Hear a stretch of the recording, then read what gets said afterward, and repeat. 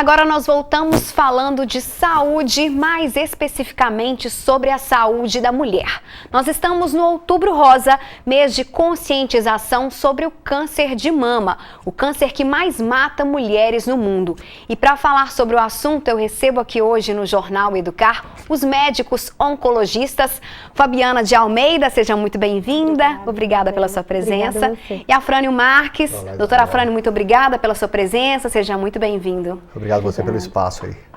Então vamos começar falando sobre o que é o câncer de mama. Bom, Isabela, todo câncer, inclusive de mama, ele é formado a partir de uma multiplicação anormal das células do nosso organismo, né?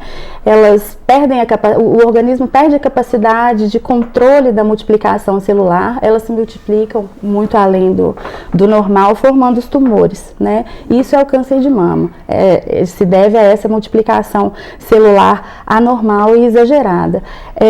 São várias as causas, né, do câncer de mama, causas internas, inerentes ao nosso próprio organismo, causas externas, que a gente vai comentar um pouquinho também, mas e o câncer de mama não é uma coisa só, são vários, ele tem várias peculiaridades, o que individualiza cada tipo da doença, tornando alguns mais, outros menos agressivos, alguns com maior capacidade de disseminação e invasão de outros órgãos, outros com menos, mas é basicamente isso. E Afrânio, quais são os fatores de risco?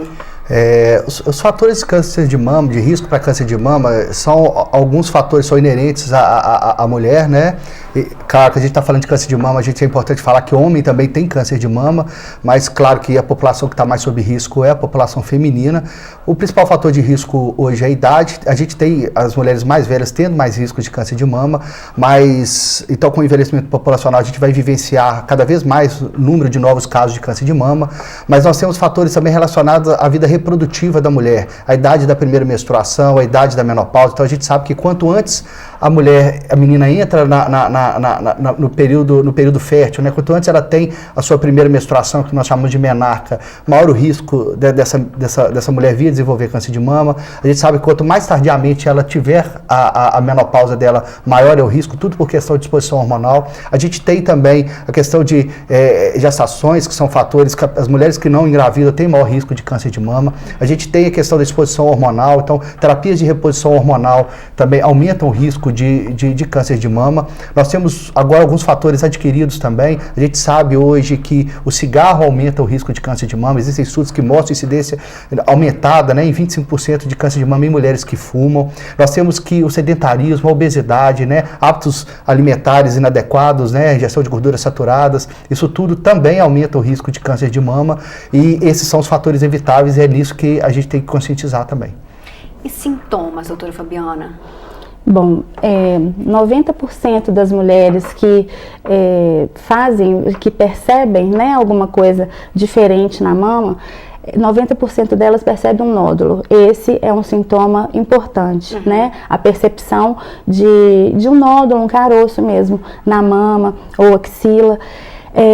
Mas existem outros sintomas, por exemplo, uma inversão do mamilo pode ser um sinal de alerta, sangramento ou sangramento através do mamilo ou eliminação de qualquer outro líquido também é um sinal. Alterações da pele, como uma alteração que a gente chama de casca de laranja, a pele fica grosseira, às vezes retraída. Então, todos esses são possíveis sintomas da doença, podem ser manifestações dela. Ficar atenta a esses sinais, sim, né? Sim, qualquer desses sinais, se presente, devem ser investigados, a mulher deve procurar atendimento quanto antes, né?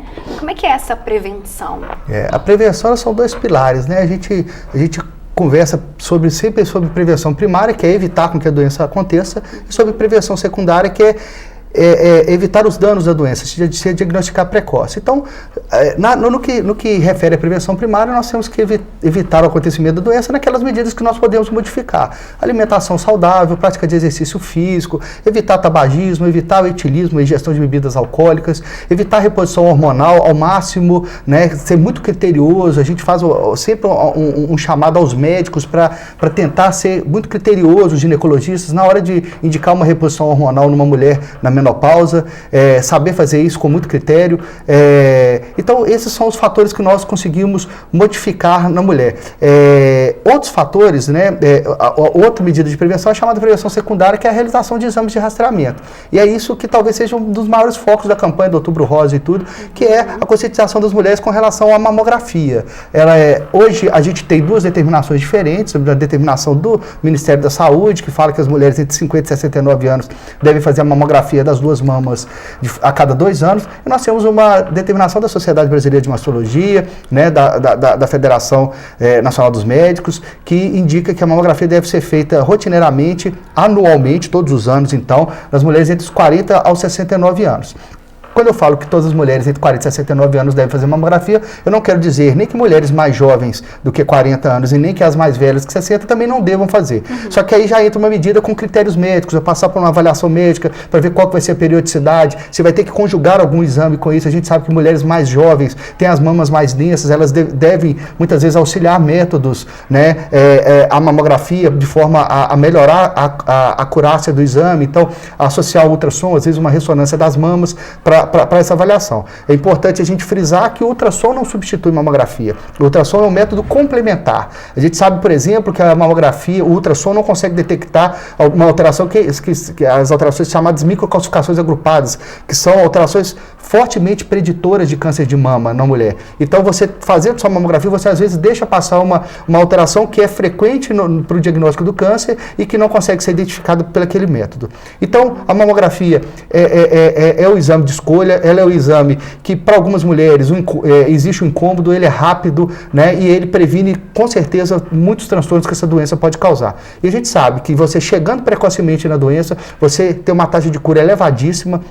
A gente sabe que as doenças no estádio 1, estádio 2, elas têm mais de 95% de chance de cura, e os tratamentos são cada vez mais simples, né, quanto antes você chega. Algumas pacientes não chegam a precisar de quimioterapia, né, elas vão fazer a cirurgia, uma cirurgia conservadora, que mexe pouco na anatomia da mama, vai fazer uma radioterapia complementar ali, e às vezes vai fazer uma profilaxia com um comprimido que vai tomar algum tempo, mas assim, sendo que os casos mais avançados vão necessitar de tratamentos mais complexos. Então, o diagnóstico precoce hoje, de tudo que a ciência evoluiu, de tudo que a ciência melhorou, talvez é o que mais salva a vida das mulheres. Então, é chegar cedo no diagnóstico, não fugir disso, porque é isso que vai permitir que essa mulher não sofra as consequências do câncer de mama.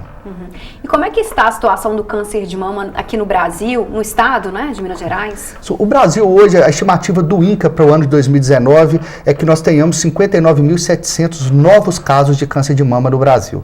Ele hoje no Brasil e no mundo, ele é o câncer que mais mata mulheres hoje. A última estatística que nós temos de mortalidade por câncer de mama é a de 2017, do SIM, né? Sistema de Informações sobre Mortalidade do Ministério da Saúde, que no ano de 2017 tiveram mais de 13 mil mortes por câncer de mama.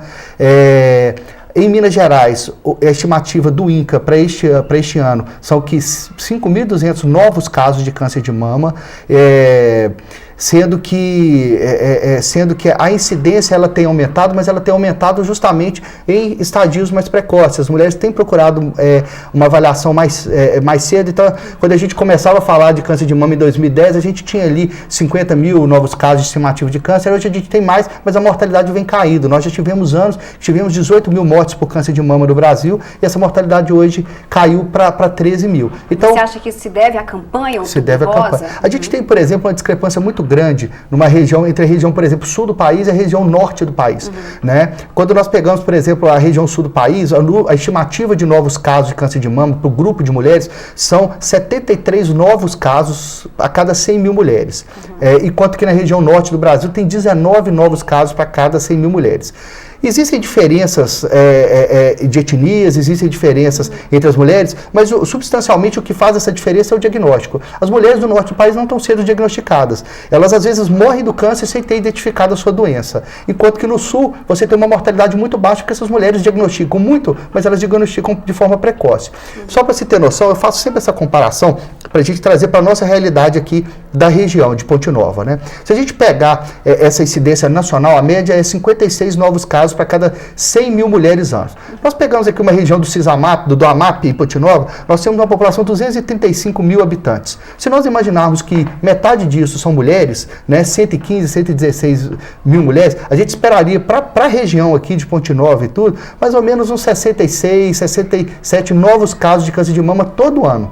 Isso são pessoas que nós andamos na rua, nós vemos todos os dias e tudo, é sempre um parente de alguém, a mãe de alguém, a filha de alguém. Então, a estatística ela serve para nos orientar aquilo que nós temos que, assim, ela é presente. O câncer, ele é presente na vida de todos, né? O que nós não podemos é virar as costas para isso e temos que enfrentá-lo de forma precoce, porque com certeza a taxa de cura ela é muito alta. Para a gente encerrar, vamos falar das ações do Outubro Rosa aqui no município. Os hospitais têm realizado ações, a Câmara, vários parceiros aí abraçando esta causa, né, doutora Afrânio? Isso, nós temos em Ponte Nova já um movimento que historicamente começou com as entidades públicas, né, Prefeitura, Câmara e que também com o Hospital Nossa Senhora das Dores, que sempre fez campanha, sempre fizeram caminhadas do Outubro Rosa.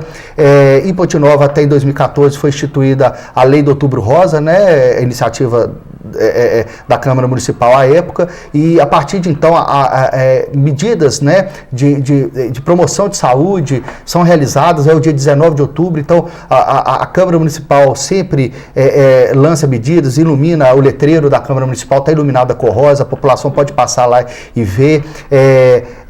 Outras iniciativas de palestras, ciclo de palestras eles fazem lá na Câmara Municipal. Isso tudo tem trazido para a nossa realidade um maior domínio, um maior conhecimento.